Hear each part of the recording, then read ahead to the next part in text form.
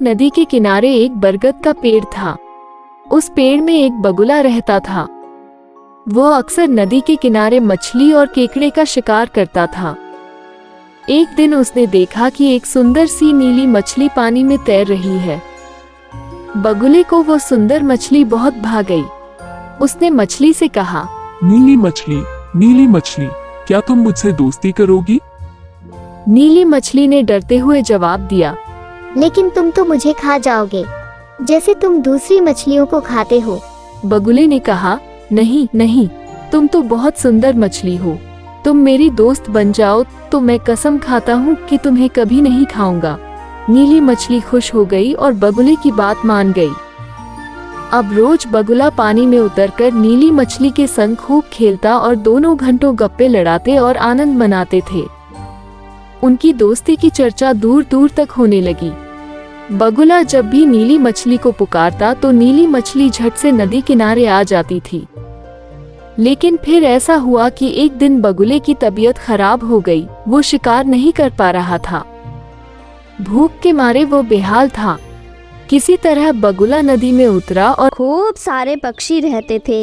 एक बार उस पेड़ पर रोग लग गया और उसके सारे पत्ते सूखने लगे। उसकी सारी टहनियाँ भी सूखने लगी।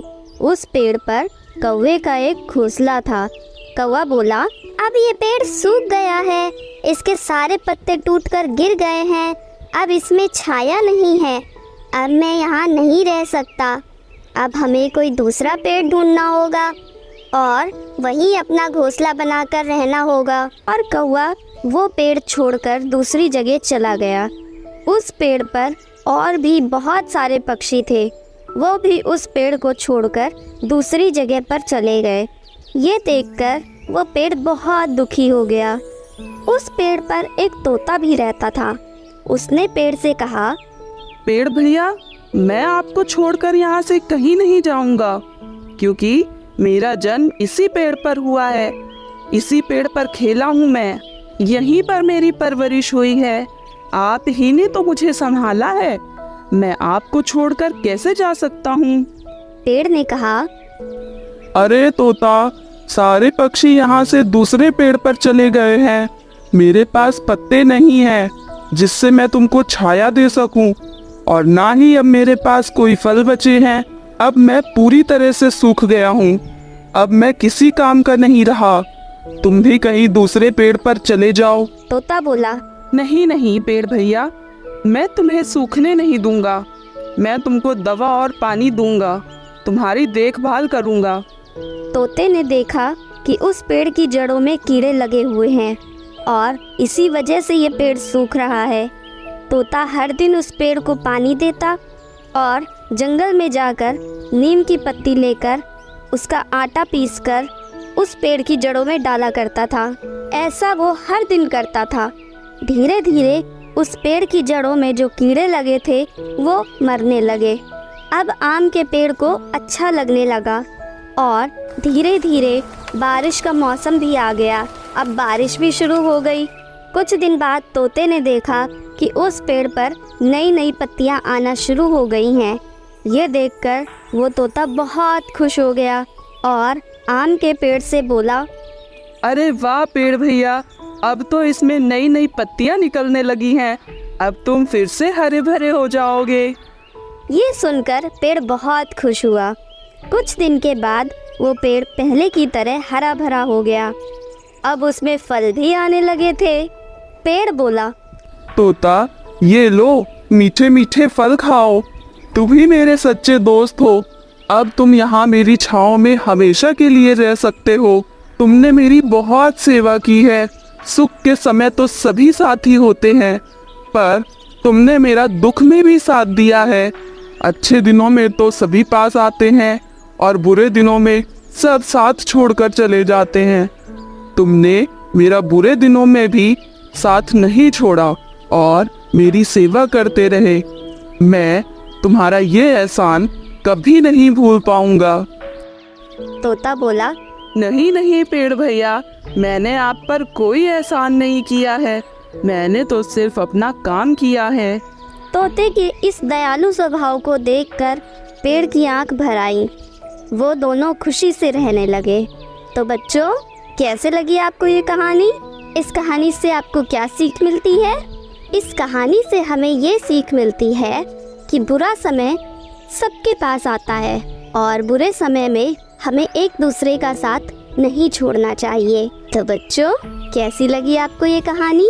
ऐसी ही अच्छी अच्छी कहानियाँ सुनने के लिए इस चैनल को सब्सक्राइब करें और इस स्टोरी को ज़्यादा से ज़्यादा लोगों के साथ शेयर करें। मिलते हैं अगली कहानी में। बाय। चैनल सब्सक्राइब किया ना? एक जंगल में एक पिंकी नाम की कबूतर रहती थी। वो एक पेड़ पर प्यारा सा घोंसला बनाकर अपने बच्चों के साथ रहती थी। एक दिन उसके बच्चे बहुत भूखे थे। वो कबूतर अपने बच्चों के लिए खाने की तलाश में बाहर निकली। थोड़ी दूर पहुंची ही थी कि तभी बारिश होने लगी और वो कबूतर बारिश में भीग गई। वो भीगे हुए पंख से उड़ ही नहीं पा रही थी। उसने सोचा किसी पेड़ के नीचे बैठ जाती हूँ और बारिश बंद होने के बाद वापस घर चली जाऊंगी। ऐसा सोचकर वो एक सेब के पेड़ के पास जाती है और पेड़ से पूछती है, पेड़ भैया, क्या मैं तुम्हारे पेड़ की डाल पर बैठ जाऊं? बारिश में मेरे पंख भीग गए हैं और मैं उड़ नहीं पा रही हूँ। जैसे ही मेरे पंख सूख जाएंगे मैं यहाँ से चली जाऊंगी। पेड़ बोला, नहीं नहीं, तुम मेरी डाल पर मत बैठना। मैं किसी को अपने ऊपर बैठने नहीं देता। और वैसे भी तुमने मेरे मीठे मीठे सेब खा लिए तो नहीं नहीं, तुम कोई और दूसरा पेड़ देख लो। वो बेचारी कबूतर निराश होकर वहाँ से चली जाती है और एक आम के पेड़ के पास पहुँचती है और बोलती है, आम के पेड़ भैया, क्या मैं आपके पेड़ की डाल पर बैठ जाऊं? मैं बहुत थक गई हूँ, मेरे पंख भी भीग गए हैं, अब मैं उड़ भी नहीं पा रही हूँ। जैसे ही मेरे पंख सूख जाएंगे मैं यहाँ से चली जाऊंगी। आम का पेड़ बोला, नहीं नहीं, मेरे ऊपर बैठोगी तो मुझे दर्द होगा। और वैसे भी मेरे पास इतने मीठे मीठे आम के फल लगे हुए हैं, मैं तुम्हें नहीं बैठने दूंगा। नहीं नहीं, जाओ कहीं और जाकर बैठो। अब बेचारी कबूतर बहुत थक चुकी थी, वो उड़ भी नहीं पा रही थी।